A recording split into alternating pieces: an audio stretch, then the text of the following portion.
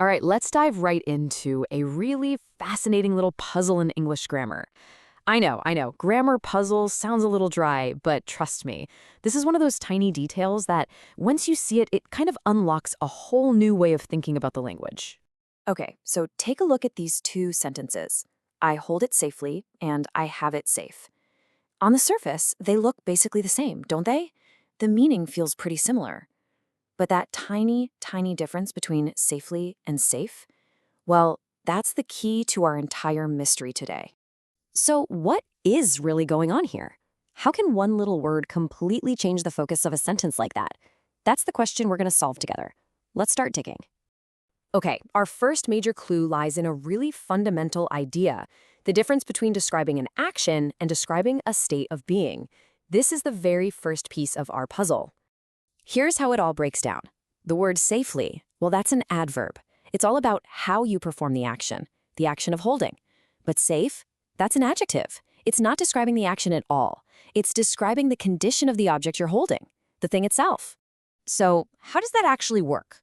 Well, the real secret, the key that unlocks this whole thing, is that there's a smaller, hidden sentence kind of lurking inside the bigger one. Ready to see it? And boom, there it is. I have it safe is actually two ideas smushed together. I have it, plus the crucial hidden part, it is safe. So you see, the sentence isn't really about the action of having, it's about the state of the object. It is safe. That's the breakthrough moment. And to really nail down this idea of a state, let's look at where the word safe even comes from. It's from the Latin word salvus, which means whole or unbroken. So next time you say, I have it safe, I want you to literally picture an object that's complete, undamaged, and whole. That's the state you're describing. Okay, I get what you might be thinking. This is a neat little grammar trick, but why does it matter? Well, this is where it gets really powerful, because once you master this distinction, you can express these incredibly precise shades of meaning. Just look at another classic example, high versus highly. When you say set your goals high, you're describing the state of the goals. They are high. But in a sentence like this is highly recommended, highly just means very. It's an abstract emphasis, not a description of a state. That choice completely changes everything. I absolutely love this metaphor. To make it feel real, just imagine you're planting a flagpole for your goals. You are physically setting that flagpole high up on a hill. You aren't setting it highly, right? That visual just perfectly captures this idea of putting an object into a specific state. Let's try just one more to really hammer this home. If you say, you got me wrong, it means the information you have about me is in a wrong state inside your head. It's a state of being misunderstood. But if you say, you answered wrongly, now you're describing the action. The process you used to answer was incorrect. See that critical difference in nuance? It's huge. Now, what's really, really interesting is that English uses this whole state-based way of thinking for more than just simple adjectives. It's an incredibly flexible tool that lets us paint a much richer picture of the world. In fact, we can describe an object's state in at least 3 different ways. We've seen the adjective, right? I have it safe. But we can also use a past participle, like memorized, or even a whole prepositional phrase.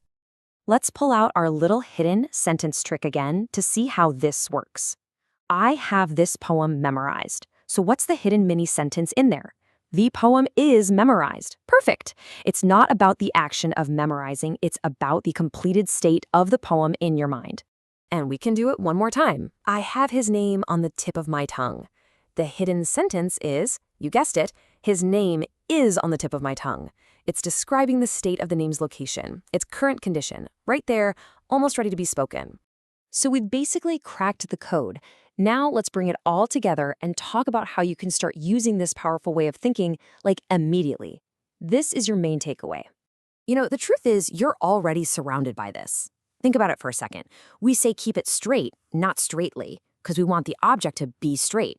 We say I left the door open, describing the state of the door, not how we left. Or I have everything ready. Everything is ready. It's everywhere once you start looking for it.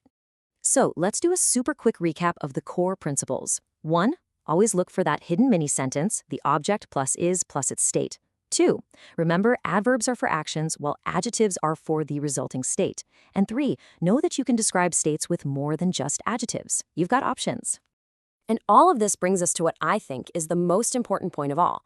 The real goal here is to shift your thinking. Stop translating words one by one. Instead, start seeing the structure. Visualize a picture of an object and the state that it's in. That mental shift is the real key to thinking more like a native speaker. So I'll leave you with this question to think about. Now that you know what to look for, what other pictures of state are hiding in plain sight in the language you use and hear every single day? Happy hunting!